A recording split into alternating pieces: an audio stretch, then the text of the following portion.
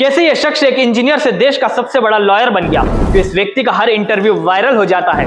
कैसे इस शख्स ने देश के बड़े बड़े केसेस को हैंडल किया, क्यों इस शख्स के हिंदुत्व पर दिए गए हर विचार से लोग प्रभावित हो जाते हैं, कैसे इस व्यक्ति के द्वारा लिखी गई 2 किताबें बेस्ट सेलिंग बन गई और क्यों लोग इस शख्स को देश का फ्यूचर प्राइम मिनिस्टर मानने लगे हैं। हेलो, मेरा नाम है अक्षय और इस वीडियो में हम बात करेंगे सुप्रीम कोर्ट के फेमस लॉयर जे साई दीपक की और जानेंगे कि वो क्या क्वालिटीज थी जिसने इस व्यक्ति को शून्य से शिखर तक पहुंचा दिया।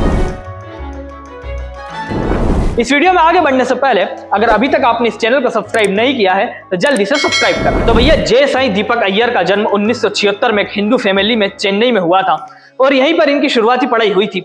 हिंदू फैमिली में जन्म होने के कारण ही जे साई दीपक का शुरुआत से ही अपने धर्म और कल्चर में गहरा विश्वास था। इसी कारण वो अपने धर्म, रिलीजन और स्पेशली अपने देश की हिस्ट्री के प्रति काफी क्यूरियस थे और इसी कारण उनका अपने रिलीजन हिंदुइज्म और अपने कल्चर के प्रति उनका नजरिया काफी प्राइडफुल रहा है और इसलिए आज वो कहीं पर भी स्पीच देते हैं तो उनके भाषणों में भी भारतीय संस्कृति की समझ अलग ही झलकती है। खैर, वापस आते हैं तो जे साई दीपक के अंदर उनकी स्कूल की पढ़ाई से ही कई सारी क्वालिटीज दिखने लगी थी, यानी उनकी खुद को आर्टिकुलेट करने की क्षमता उनमें और बच्चों के मुकाबले काफी ज्यादा थी।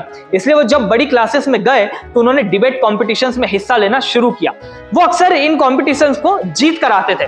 बाद में साइंस स्ट्रीम के साथ उन्होंने अपनी स्कूल की पढ़ाई पूरी की।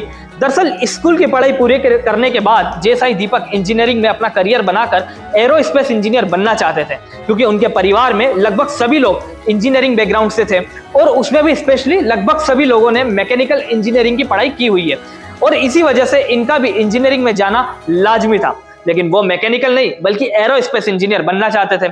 लेकिन जब उन्होंने यूनिवर्सिटी का एंट्रेंस एग्जाम दिया तो उनका रिजल्ट कुछ ऐसा आया कि वो एरोस्पेस इंजीनियर की कट ऑफ को ही क्लियर नहीं कर पाए। ऐसे में उन्होंने फैसला किया कि वो अब अपनी अंडर ग्रेजुएशन अपने परिवार के बाकी लोगों की तरह मैकेनिकल इंजीनियरिंग में करेंगे और उसके बाद फिर अपना पोस्ट ग्रेजुएशन एरोस्पेस इंजीनियरिंग से करेंगे। और इसी सोच के साथ उन्होंने 2002 में अन्ना यूनिवर्सिटी में एडमिशन ले लिया और मैकेनिकल इंजीनियरिंग में अपनी कॉलेज लाइफ की शुरुआत की और उन्होंने तय किया कि ग्रेजुएशन के साथ ही वो एरोस्पेस इंजीनियर की पढ़ाई के लिए अपनी पोस्ट ग्रेजुएशन एग्जाम के एंट्रेंस की तैयारी भी करेंगे। लेकिन शायद उनकी किस्मत को कुछ और ही मंजूर था, इसलिए तो उनका करियर इंजीनियरिंग से एक लॉयर बनने की राह पर निकल गया। अब आप में से कुछ लोग सोचेंगे कि ऐसा क्या हो गया था जो उन्होंने इंजीनियर बनने के बाद लॉयर बनने का फैसला लिया। तो देखिए, जब वो अपनी इंजीनियरिंग की पढ़ाई करने के लिए अपने कॉलेज पहुंचे तो उन्होंने वहां देखा कि कॉलेज में स्टूडेंट अक्सर कास्ट और रिलीजन जैसे मुद्दों पर आपस में लड़ाई करते थे। ऐसे मुद्दों पर एजुकेटेड लोगों को जब जे साई दीपक ने लड़ते हुए देखा तो ये उनके लिए बहुत चौंकाने वाली बात थी।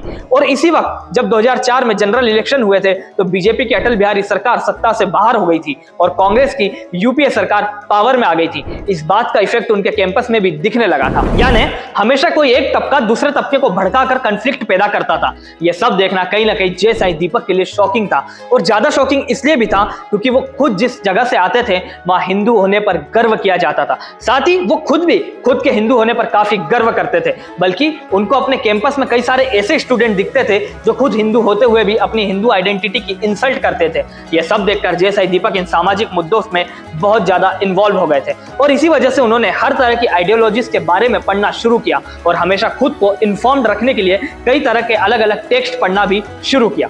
और इसी वक्त अपने कॉलेज प्रोजेक्ट के लिए वो आईआईटी खड़गपुर गए, जहां उन्होंने इन्हीं मुद्दों को और बड़े लेवल पर देखा।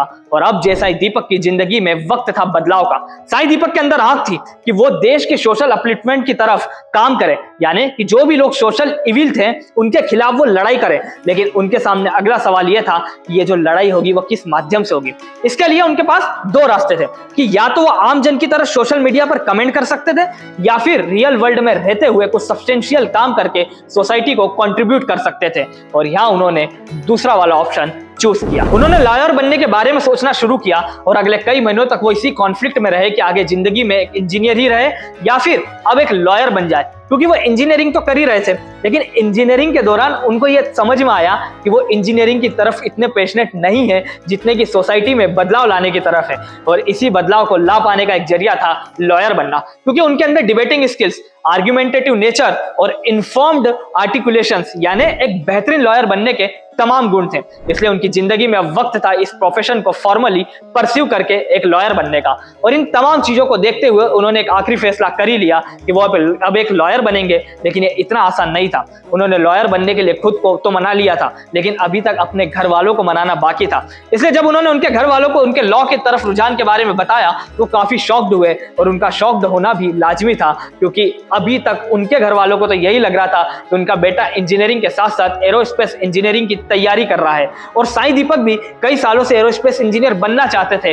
तो उनके घर वालों को लगा कि ये लॉयर बनने का भूत कहां से उन पर सवार हो गया। उनके परिवार ने उनके इस डिसीजन पर आपत्ति जताई, क्योंकि उनके परिवार का मानना था कि एक लॉयर को आसानी से काम नहीं मिलता है और बहुत ही कम लोग इस प्रोफेशन में एक अच्छे लेवल पर पहुंच पाते हैं। लेकिन साईं दीपक की डिबेटिंग स्किल तो अच्छी थी ही, इसलिए उन्होंने आखिर में जैसे तैसे अपने परिवार को मना ही लिया और उन्होंने फैसला किया कि वो IIT खड़गपुर के लॉ स्कूल से ही लॉ की पढ़ाई करेंगे। और इसी के साथ उन्होंने 2006 में अपनी लॉ की पढ़ाई शुरू करी। इसके बाद 2009 तक वो खड़गपुर में अपनी लॉ की पढ़ाई करते रहे और यहीं से उनकी जिंदगी ने एक नया मोड़ लेना शुरू किया। 2009 में अपनी लॉ की पढ़ाई पूरी करने के बाद उन्होंने अपना लीगल करियर एक कमर्शियल लॉयर के रूप में शुरू किया और दिल्ली की एक law firm Sai Krishna and associates पहुंचे और इस फर्म के अंदर काम करने लगे। इस फर्म में काम करते हुए उन्होंने कई केसेस लड़ने शुरू किए। जिन केसेस को साईं दीपक हैंडल कर रहे थे उनमें से कुछ नेशनल हेडलाइंस तक भी पहुंचे। इनमें कुछ हाई प्रोफाइल केसेस की बात करें तो इन्होंने सबरीमाला अयप्पा मंदिर, पद्मनाभ स्वामी टेम्पल और बासमती जियोग्राफी इंडिकेशन से जुड़े कुछ हाई प्रोफाइल केसेस को हैंडल किया। और अभी हाल ही में यानी 2023 में चर्चा में आए सेम सेक्स मैरिज के केस में भी ये सुप्रीम कोर्ट ऑफ इंडिया के सामने अपीयर हुए।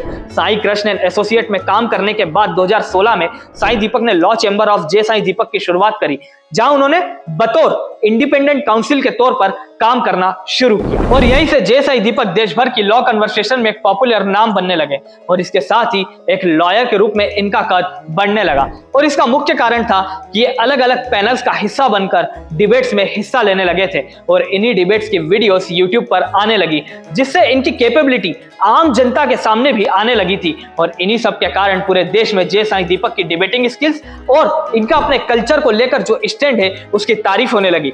आप में से भी बहुत सारे लोगों ने YouTube वीडियो के जरिए ही जे साईं दीपक को पहली बार देखा होगा। आप में से बहुत कम लोग जानते होंगे कि अपनी लीगल प्रैक्टिस के अलावा जे साईं दीपक एक प्रोलिफिक राइटर भी है।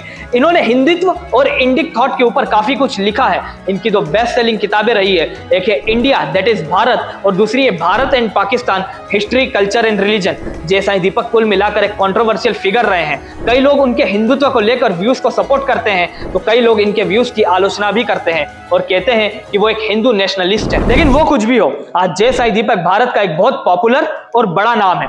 एक बार उनसे एक इंटरव्यू में पूछा गया कि वो इतने कम समय में इतने पॉपुलर कैसे हो गए, तो इस पर जे साईं दीपक कहते हैं कि हमारे देश के लोग बहुत समय से चाहते थे कि कोई उनके इन इंट्यूटिव और इंस्टिंक्टिव थॉट्स को बहुत ही आसान और रिलेटेबल तरीके से आर्टिकुलेट कर सके, ताकि उनकी बात भी नेशनल स्केल पर सुनी जा सके। और यही बात शायद देश के लोगों को मेरी बातों में देखने को मिलती है। दोस्तों, भले ही लोग जे साईं दीपक की बातों से एग्री करते हो या नहीं, लेकिन इस बात से कोई डिनाई नहीं कर सकता कि ये हमारे देश के सबसे अच्छे पब्लिक स्पीकर्स में से एक है। और शायद यही कारण है कि देश के कुछ लोग इन्हें भारत का फ्यूचर प्राइम मिनिस्टर तक मानने लगे हैं। दोस्तों, आपको ये वीडियो कैसा लगा हमें कमेंट में बताइए। अगर ये वीडियो आपको पसंद आया है तो इसे लाइक करें और ज्यादा से ज्यादा शेयर करें। और अगर अभी तक आपने इस चैनल को सब्सक्राइब नहीं किया है तो जल्दी से सब्सक्राइब कर लें और नए वीडियोस के नोटिफिकेशंस के लिए बेल आइकन को प्रेस कर लें। एक नई वीडियो के साथ आप सभी से जल्द मुलाकात होगी। धन्यवाद। जय हिंद।